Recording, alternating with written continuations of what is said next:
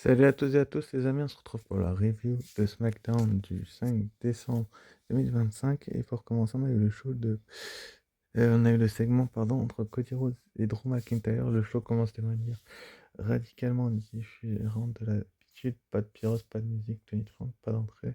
C'est que la joueuse choisit une approche quasi cinématographique. Drew McIntyre arrive en voiture seule dans une atmosphère froide et réaliste.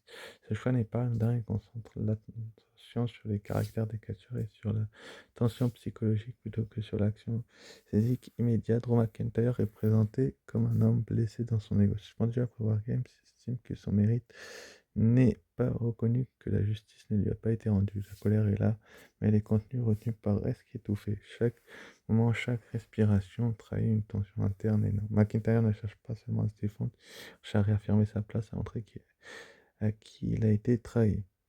Cody Rhodes arrive ensuite, impulsif, direct et déterminé à comprendre. Il ne vient pas négocier, il ne cherche pas à sonner, il veut provoquer. Cody incarne l'incarnation, la spontanéité et l'honneur. L'honneur personnel. McIntyre, l'expérience, l'unité perception des forces égales mais opposées, créant une tension presque palpable. Bien se résiste dans le storytelling pur, chaque regard, chaque mouvement est chargé de tensions dramatiques.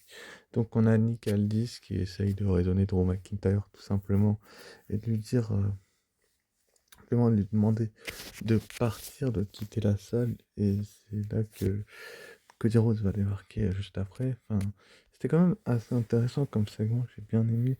Le point positif, c'est la psychologie et la motivation du personnage. Donc on a Cody Rhodes donc, qui attaque Drew McIntyre, c'est centré sur la psychologie et la motivation des personnages, mais on a donc Cody Rhodes qui attaque Drew McIntyre car Nick Aldis lui a demandé de quitter la salle car il est toujours suspendu, c'est un point négatif. La suspension de McIntyre est contournée, pardon, il apparaît malgré le bannissement, ce qui affaiblit la crédibilité narrative. L'incohérence du booking pourrait nuire à l'investissement des spectateurs s'ils se respectent. Ce segment prépare un affrontement Rhodes vs McIntyre extrêmement la pole. Cody défend son honneur, McIntyre veut faire reconnaître supériorité. Si elle continue sur cette voie, le futur match peut devenir un moment de clé de l'année, de cette nouvelle année. Donc ça, c'est une réalité, c'est la vérité. Ce que dit Ray, la WWE, c'est que c'est le cas, c'est que tout simplement, bah, il va se passer ci, il va se passer cela.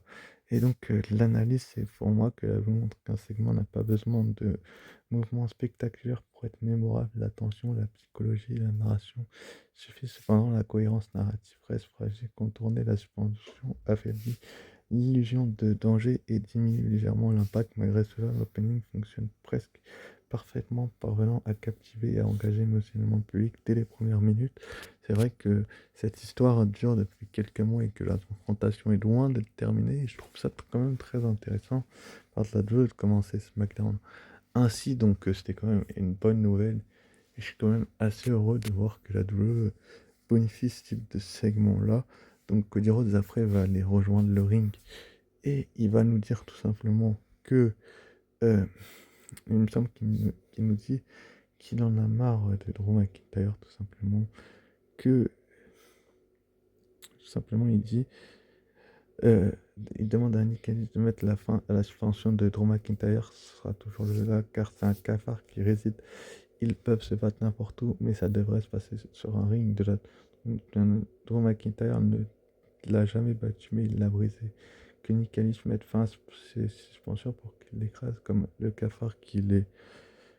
C'était quand même une promo assez intéressante de Cody Rhodes que j'ai beaucoup aimé et où il est vraiment mis en avant, en valeur, il se met en valeur lui-même et il y a de l'attention et on la sent dans ses actions et ses paroles et la construction de la feu qui peut devenir monumentale et parfaite, mais il y a quand même des choses à améliorer et j'ai envie de vous dire que pour moi, bah, Drew McIntyre n'a pas forcément le droit d'être là et c'est peut-être la petite surprise que le chef peut nous dire, c'est que ils le font venir alors qu'il ne devrait pas être là. Et je trouve ça un peu ballot personnellement que la double ne fasse ça. Donc c'est prometteur pour la suite de leur rivalité, mais c'est quand même décevant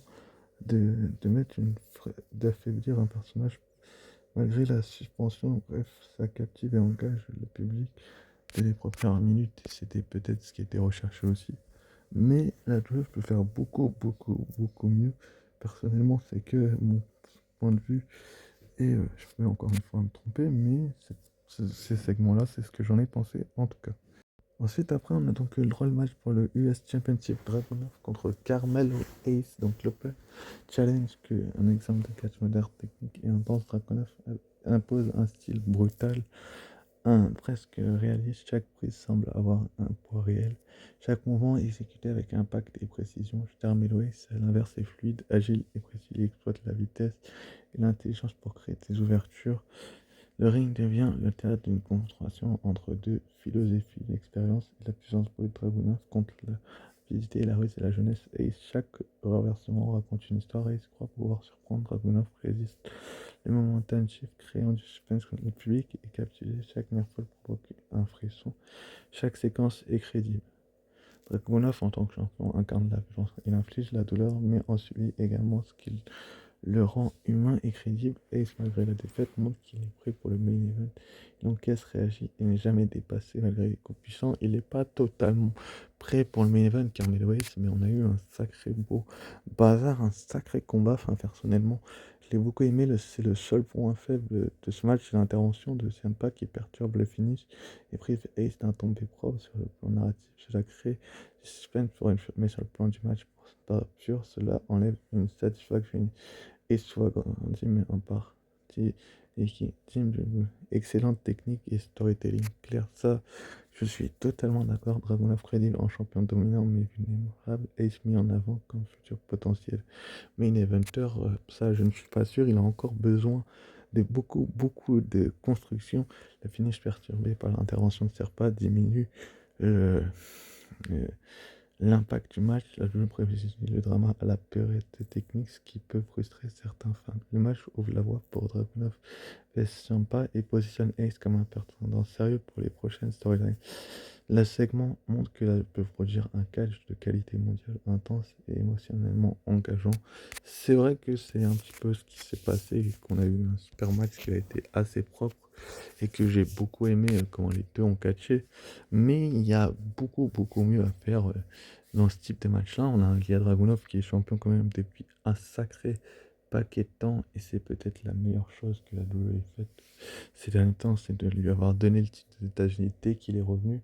C'est peut-être le meilleur choix qu'ils aient pu faire ces dernières semaines, mais on a encore une fois besoin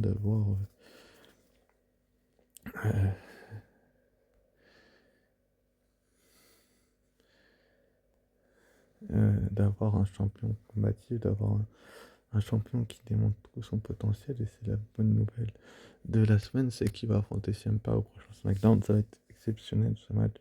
Vraiment hâte de le voir et c'est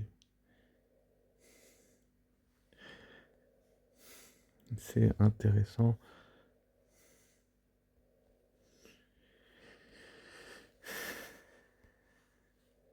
de voir un Carmelo Hayes surpris. Et là, on a Dragunov qui revoit les images et est fâché. Il est fâché, mais toujours champion. En tout cas, est un exemple incroyable de catch moderne. Ce match a du sens. Il impose une ce que réaliste. Chaque coup semble afficher une vraie douleur, tandis que Hayes joue sur la vitesse et la pression. On ne voit pas simplement l'enchaînement de prise. Chaque séance raconte une histoire. Enfin bref. Ace n'a pas eu de finish propre et elle ajoute du drama et ouvre des pour des futurs affrontements. C'est une leçon de storytelling dans le ring où la technologie se combine pour créer un match presque cinématographique. C'était vraiment exceptionnel comment la WWE a fait ça et j'ai vraiment hâte de voir la suite pour Ilya Dragunov qui est vraiment fâché, pas content du tout, donc c'est intéressant. Ensuite après donc on a eu le match entre Alexa Bliss et Kairi Sane, donc Charlotte Flair était dans le coin et Asuka également. Suivi du palmarès, c'est un excellent ensemble de ce que la double division féminine peut offrir du talent pur, de la technique et une storytelling. Une storytelling solide, Bliss incarne l'expérience et la ruse.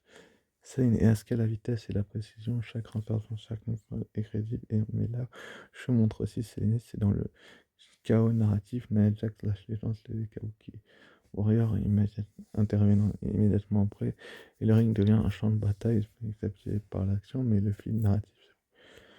Enfin bref, Kairi Sane, Alexa Bliss, c'était vraiment intéressant, mais la WWE aurait pu faire beaucoup mieux, personnellement, je trouve.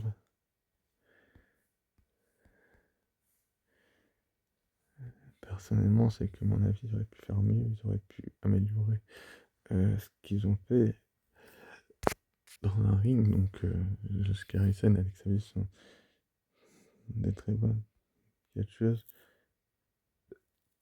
Et c'est vraiment super ce qu'ils ont fait.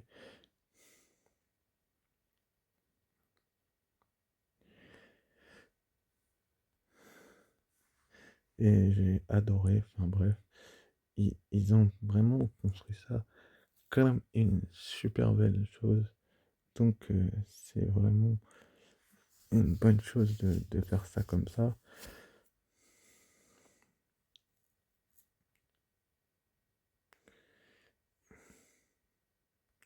Et de faire un tel match entre Alexa Bliss et Kairi Sane. Donc pour moi, le match est parfait exemple c'est une histoire prenant dans le ring. Alexa Bliss incarne l'expert tandis que Kairi Sane représente la jeunesse et l'enthousiasme. Dès les premiers contrastes, et bien, Bliss joue avec le timing exploite chaque erreur de Sane tandis que Kairi cherche ses renversements.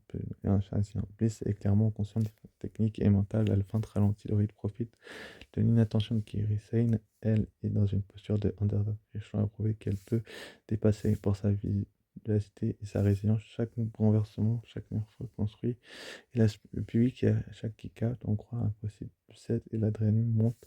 Le finish est intelligemment combré, surprend. Sane avec un système parfait marquant la fin du match positif. Le finish est crédible, mais Bliss en avant tout en respectant Sane illustre la logique de l'expérience qui triomphe temporairement de là. Sane aurait pu avoir quelques moments de domination plus longs pour renforcer la tension et rendre le climax encore plus important. C'est vrai que c'est peut-être la petite déception, c'est que Kairi Sane n'a pas eu assez de moments où elle avait le dessus, où c'était impactant également. Donc ils auraient pu faire beaucoup mieux. Le chaos éclate après le match. Donc Nia Jax et la X Legend attaquent Bliss et Charlotte Flair tandis que le ring devient un champ de bataille. Chaque catcheuse change sa personnalité et ses intentions positives sont lancées de manière intense, suspense et maximale. L'énergie du public n'est pas négative. La narration devient un peu brouillonne, difficile de suivre toutes les interactions en détail. En termes d'enjeu, ce segment relance toutes les histoires féminines principales créées des épreuves de 5 des tag team match futur et montre qu'il avait fait rivaliser avec n'importe quelle autre partie du show en termes d'intensité et d'investissement émotionnel. C'est vrai que Nia Jax et Kairi Sane, émotionnellement parlant, Nia Jax et Lash Legend détruisent tout le monde. Elles ont détruit Kairi Sane et Asuka, elles ont détruit Charlotte Flair et Alexa Bliss et elles pointent clairement leur intention vers les titres par équipe féminin. Donc c'était peut-être ce qu'il fallait faire, c'était la meilleure solution possible de faire ça ainsi. Donc j'ai bien aimé comment ils ont fait ça et comment ça a été construit et comment la WWE a fait ça ainsi. Donc on a Nia Jax et Lash Legend qui posent avec les titres par équipe. Le message est clair, elles les veulent et c'est peut-être la meilleure chose que la WWE ait pu faire. C'est la meilleure idée pour moi. Donc c'est super et je suis assez heureux de la part de la WWE de faire ça. Et ensuite, après, du coup, on a eu Oba Femi et Ricky Sainz qui étaient dans les coulisses de SmackDown avec Nick Aldis et Cody Rhodes. Et Cody Rhodes qui s'était donc calmé va leur annoncer que le vainqueur du match du côté d'NXT Deadline l'affrontera donc à Saturday Night Main Event ce samedi. Donc c'est quand même une super nouvelle. Je trouve ça très bien que la WWE ait pris cette décision-là de mettre le champion NXT face au champion Undisputed de la WWE. Ça va être très cool et ça promet une super belle affiche, une super belle rencontre. Donc c'est vraiment bien ce que la WWE a fait avec ça. Donc j'ai adoré voilà, ce qui a été fait et ce qui a été construit. Mais il y a un mieux. Ensuite, après, donc, on a Lash Legend et Nia Jax, ceux qui réagissent à leur attaque sur les Kabuki Warriors et sur, et sur, Charlotte Flair de Asuka du côté de Wargames, qu'elles vont chercher les titres. Donc, c'est une super nouvelle. Et c'est la meilleure chose que la WWE ait faite. Enfin, personnellement, c'est mon point de vue. Ils ont fait ça très très bien et c'était super cool. Enfin, personnellement, c'est que mon avis, mais voilà quoi. Ensuite, après, donc, on a eu Jade Cargill, pardon, la championne de la WWE contre Alba Fire, accompagnée de Chelsea Green. Très très belle rencontre là aussi, où les deux compétitrices ont fait un superbe spectacle, une superbe belle apparition. Et j'ai beaucoup aimé comment ils ont construit cela. Donc, c'est vraiment intéressant que la WWE nous fasse ça ainsi. Et,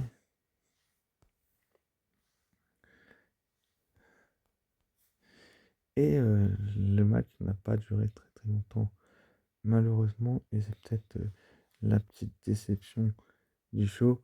Et j'aurais fait durer un peu plus personnellement. C'est que Jet King domine dès le départ. Elle va faire tenter de résister, mais la différence de puissance est flagrante. Le match est court mais immense. Intense, pardon. Jade enchaîne des moves spectaculaires et termine avec une victoire nette et crédible. Post-match, Jade interagit avec Bifa Michin laisse entrevoir les futurs arcs narratifs pour imposer victoire claire et crédible mise en avant. Solide de Jade, point négatif. Match trop court, Alba sous-exploité. C'est vrai qu'Alba Fire n'est pas hyper bien exploité par la WWE en général. Elle a subi les défaites les plus courtes et c'est une déception personnellement. Moi, je suis Alba Fire, je reste pas dans ce catch-là très très longtemps et c'est vrai que la victoire est claire et crédible, elle met en avant Jade, mais elle manque de respect clairement à Alba Fire qui est un segment bizarre pour établir Jade comme la force dominante avec des graines plantées pour les futures rivalités. Mais pour moi, Alba Fire, elle doit être plus respectée par la WWE. Elle doit pas se laisser marcher dessus comme ça, excusez-moi l'expression. Mais pour moi, il n'y a pas de respect de la part de la WWE sur Alba Fire. Et ça, c'est vraiment une déception que la WWE me fait ressentir. C'est que pour moi, Alba Fire, elle doit être plus respectée, elle doit être plus mise en avant et elle doit vraiment prouver aux gens que, que que tout simplement, bah, il y a une division où la championne doit être mise en difficulté. Elle l'a mise un peu en difficulté au début, puis après, finalement, c'est comment ça s'appelle? C'est Julia qui s'en est mêlée et qui a chassé Jessie Green des abords du ring. Elle s'est retrouvée perturbée alors qu'il ne devrait pas faire ça du côté de la WWE, mais de, c'est spectaculaire et efficace, certes, mais et ça pointe les graines pour les rivalités futures.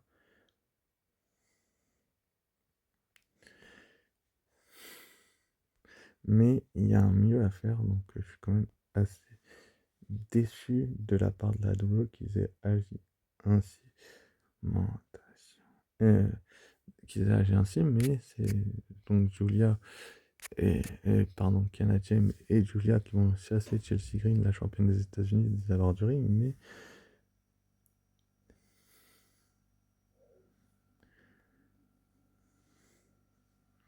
mais voilà quoi, il y a tout à faire et il y a tout un progrès à faire du côté de la WWE sur leur booking, surtout du côté de Triple H, où ils ne mettent pas assez les talents en avant et où il fait chasser Chelsea Green et ça perturbe Alba Fire et donc